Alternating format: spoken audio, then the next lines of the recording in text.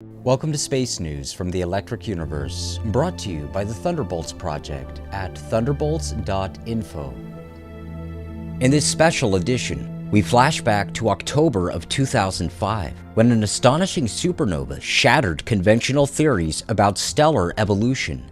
The supernova occurred in the barred spiral galaxy NGC 266. The doomed star posed an incredible mystery. By conventional reasoning, it could not explode because it had yet to shed its hydrogen envelope. This means that it could not have formed an iron core resulting from the nuclear fusion that astronomers believe occurs inside a star. According to the co-author of a paper in the journal Nature, this might mean that we are fundamentally wrong about the evolution of massive stars and that theories need revising. But in the years since this event, has any significant revision of standard supernova theory occurred?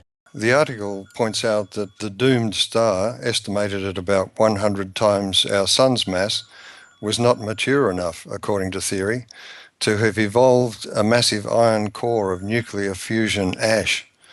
This is the supposed prerequisite for a core implosion that triggers a supernova blast. Now, it seems to me that people are not paying attention to their fellow workers because those people trying to model these supernova explosions have found that if all you are invoking is the gravitational collapse of a star once the fusion reaction stops when your core is mostly iron, that model doesn't work.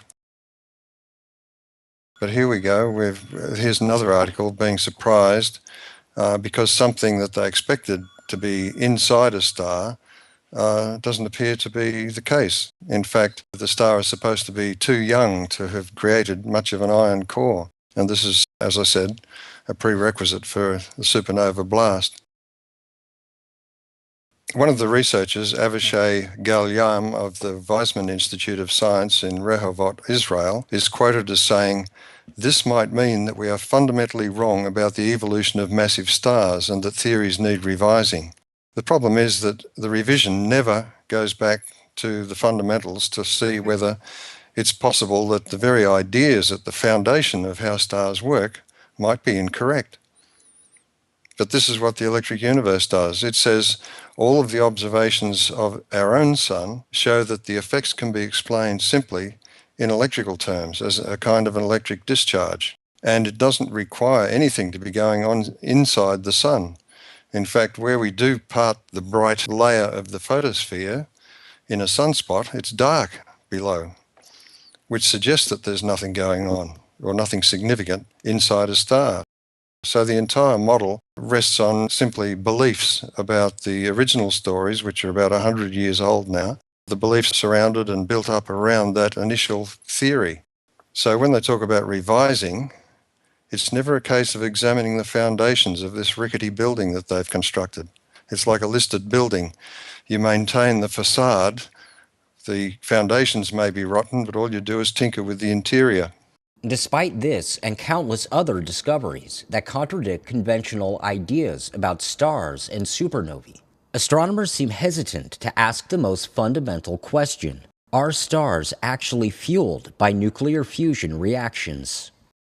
One of the co-authors of the article about this supernova explosion, Douglas Leonard from California's San Diego State University, said in a press release that the progenitor, that is the star that exploded, shows that at least in some cases, massive stars explode before losing most of their hydrogen envelope, suggesting that the evolution of the core and the evolution of the envelope are less coupled than previously thought, a finding which may require a revision of stellar evolution theory. Here we go with the revision again. If the star is not behaving as a nuclear reactor, which is suggested and explored by the electric universe model, then the entire story of the evolution and death of a star is purely concocted. It's built around an untestable series of complex nuclear reactions which result in the burning of hydrogen in nuclear fusion reactions, creating heavier and heavier elements until you get to iron, where the reactions must stop. And here we have a star where it appears that it had a hydrogen envelope and yet it exploded. It hadn't converted the hydrogen into heavier elements. So All of these things, all of these anomalies suggest a radical revision, not just go back and try and fiddle with the complex nuclear reactions. They are so complex and have so many special conditions that may or may not exist in the centre of a star that it is a very piecemeal, doubtful model.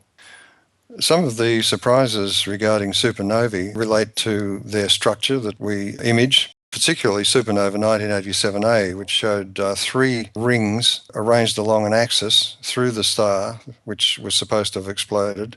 And it's just a beautiful ring of beads, bright beads. Now, that is not what you expect from an explosion. The other thing is that one of the recent ideas that has come out of examining very distant supernovae is that the universe is expanding more rapidly. And this, of course, introduced the idea of dark energy, for which some scientists have received a Nobel Prize.